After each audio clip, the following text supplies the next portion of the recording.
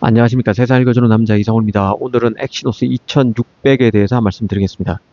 일전에 그 퀄컴이 갤럭시 S26에 탑재되는 AP 중 자신의 AP인 스냅드래곤 탑재 비중이 최소 75%라고 공식적으로 밝혔다는 말씀을 드렸습니다. 삼성 입장에서 이런 계약은 자충수가 되는 측면이 있습니다. 엑시노스 2600이 2나노에서 수율이 안정적으로 잡히고 이 칩 성능도 괜찮은 것으로 판명날 경우에 그렇습니다.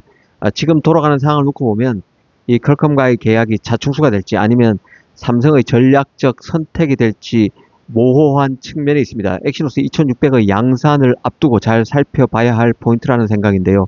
이런 점을 천천히 짚어드리겠습니다. 일단 그 갤럭시 S26의 AP 탑재 전략과 엑시노스 2600의 역할을 한번 생각해 보겠습니다. 이 퀄컴의 스냅드래곤이 갤럭시 S26에서 최소 75% 탑재 비중을 차지할 것이라는 얘기는 팩트인데요. 퀄컴이 공식적으로 밝힌 것이죠.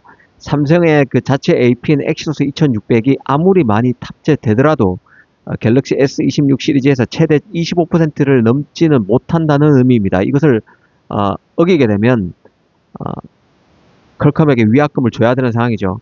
엑시노스 2600의 탑재 비중이 25%라는 얘기는 아직 그 엑시노스의 성능과 삼성 2나노의 수율 불확실성이 여전하다는 뜻을 내포하는 의미를 갖기도 합니다.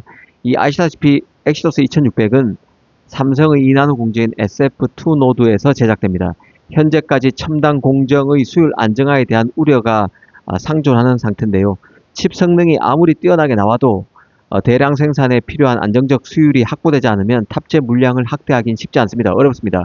이 삼성과 퀄컴과의 계약에서 나타난 25%라는 숫자는 삼성이 여전히 자신의 2나노 파운드에 대한 수율과 안정성 측면에서 보수적인 접근을 하고 있음을 시사하는 것이기도 합니다.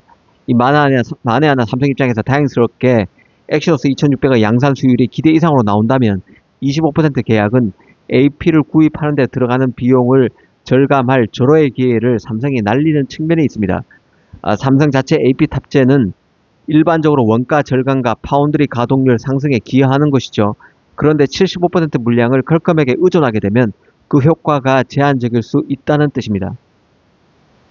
하지만 아무리 파운드리 수율이 괜찮은 수준으로 나오더라도 25% 계약 자체가 삼성 입장에서 긍정적인 부분도 없지 않다는 생각인데요. 당장 칩 복불복 논란을 해소할 수 있습니다. 갤럭시 S26 울트라 모델에는 전량 퀄컴의 스냅드래곤 칩을 탑재하고 일반과 플러스 모델의 일부 국가에서만 엑시노스를 병행 탑재하는 듀얼칩 전략은 이 최상위 모델의 성능 일관성을 확보하는 데 도움을 줍니다. 삼성으로선 과거에 일었던 칩 복불복 논란을 해소하고 소비자 신뢰를 회복하려는 전략적 선택이 담겼을 수도 있다는 뜻입니다.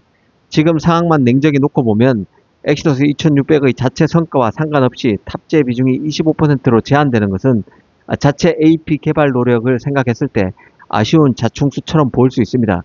만약 엑시노스 2600이 예상대로 2나노에서 안정적인 수율을 확보하고 압도적인 성능을 보여준다면 75% 물량을 퀄컴에 할당한 계약은 원가 절감이나 삼성의 기술 자립 등 잠재적 이익을 포기한 것으로 해석될 여지가 있기 때문인데요.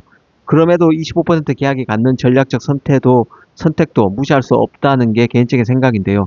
당장 퀄컴 칩 비중을 75%까지 올림으로써 공급망 안정화를 깨할 수 있습니다. 25%는 엑시노스에 내줌으로써 단일 공급처 의존 위험을 줄이면서도 안정적인 물량 확보를 위해서 퀄컴과 강력한 협업 관계를 유지하는 선택이기 때문에 그렇습니다. 특히 그 플래그십 모델 생산에서 가장 중요한 게 리스크 분산인데요. 삼성으로서 물량이 가장 많은 울트라 모델에 스냅드래곤을 전량 탑재해서 이원화 전략으로 인한 성능 차 이슈를 최소화하고 프리미엄 시장에서 제품 경쟁력을 확실히 가져가겠다는 생각도 했을 것입니다. 결과론적으로 퀄컴의 75% 비중 언급은 엑시노스 2600의 성능과는 별개로 갤럭시 S26의 전체 시리즈 탑재 전략과 공급 리스크 관리 차원에서 결정된 것으로 보는 게 합리적인 측면이 있습니다. 특히 엑시노스 2600이 갤럭시 S27과 같은 차기 모델에서 비중을 확대할 수 있는 교두보 역할을 하도록 신중하게 삼성의 AP 전략을 가져간다는 느낌도 있습니다.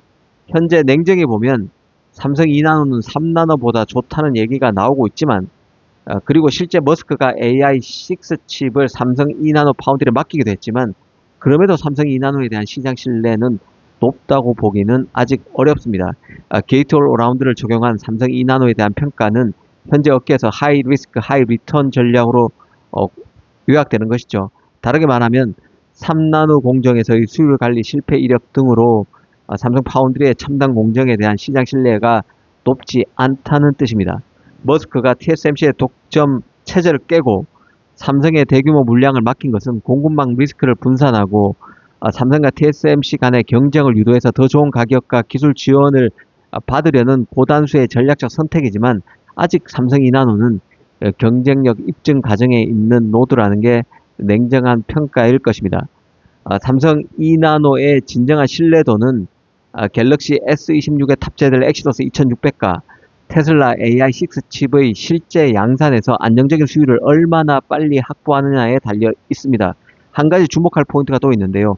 엑시노스의 대항마격인 퀄컴이 스냅드래곤 8 엘리트 5세대 칩을 삼성 2나노인 SF2 노드에 맡길지 여부입니다.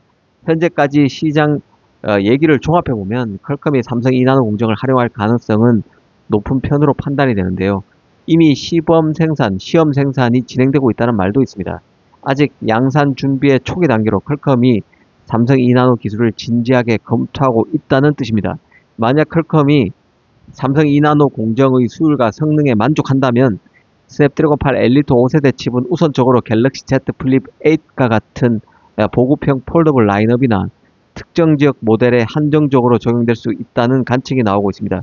이 퀄컴 입장에서 보면 이미 퀄컴은 삼성 4나노 공정에서 대인적이 있죠.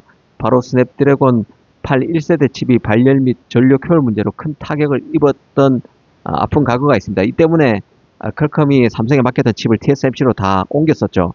그럼에도 2나노에서 삼성과 협력을 다시 퀄컴이 시도하는 이유는 듀얼 파운드리가 갖는 공급망 안정망과 그리고 파운드리가 TSMC의 한 곳에 독점될 경우에 가격 협상력이 떨어지고 공급 부족 리스크가 커진다는 병폐를 제대로 인식하고 있기 때문에 그럴 것입니다.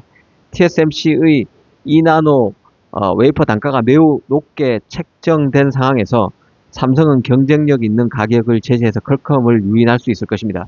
특히 삼성 게이트 올 어라운드 기술은 삼성 같은 경우는 3나노부터 적용돼서 2나노부터 활용하는 TSMC보다 또 한 세대 앞서 있는 것이죠. 3나노에서 크게 홍역을 겪었기 때문에 2나노에서는 더 나은 업그레이드가 가능할 것이라는 낙관적인 시나리오도 계속 나오는 상황입니다. 퀄컴의 삼성 2나노 활용은 삼성 파운드리에게는 운명을 가르는 시험대와 같은 가늠자가 될 수도 있다는 생각입니다. 앞으로 잘 봐야 할 포인트입니다. 감사합니다.